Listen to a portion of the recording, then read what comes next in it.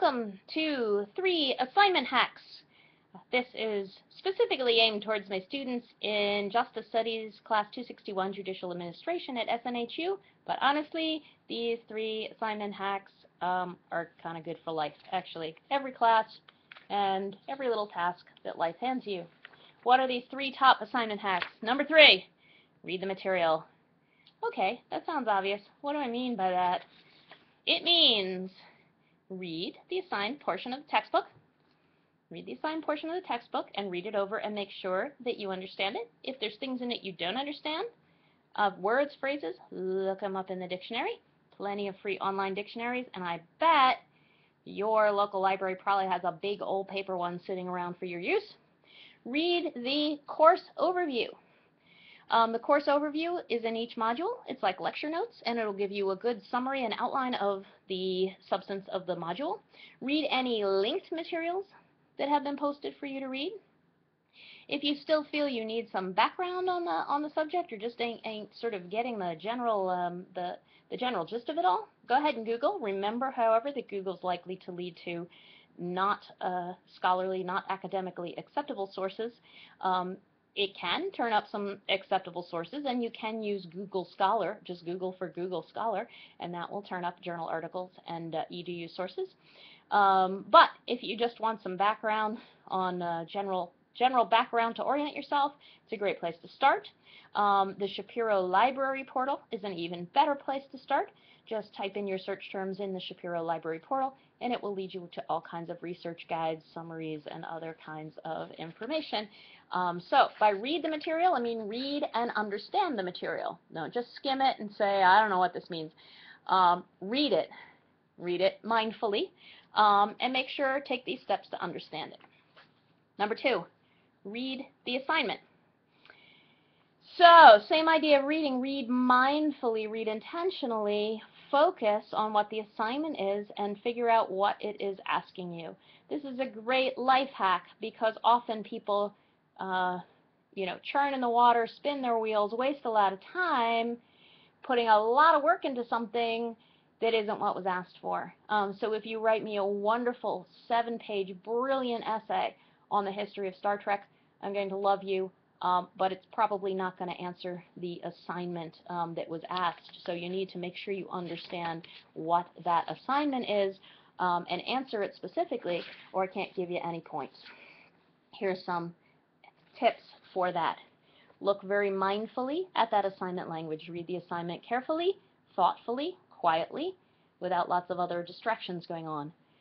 Very key, look at the rubric for that assignment. The rubrics for each assignment are posted in each module, and that rubric is the same rubric used to grade you. So it's basically a checklist of what SNHU is expecting you to have in the answer for that assignment.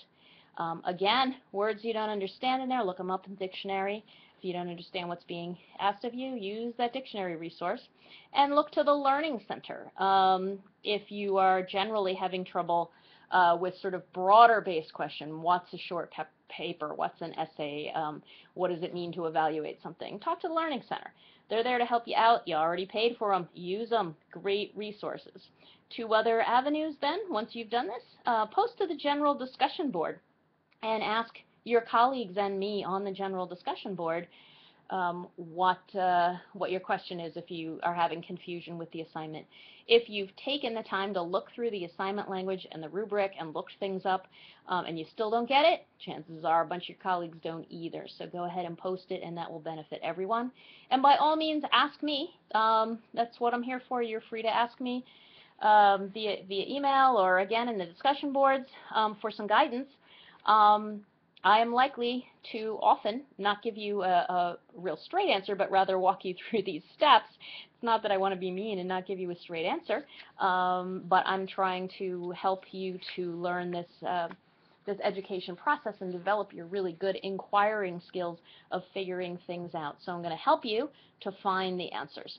But by all means ask, and I'm going to walk you and make through these steps and make sure that you've done them before providing you with more substantive response.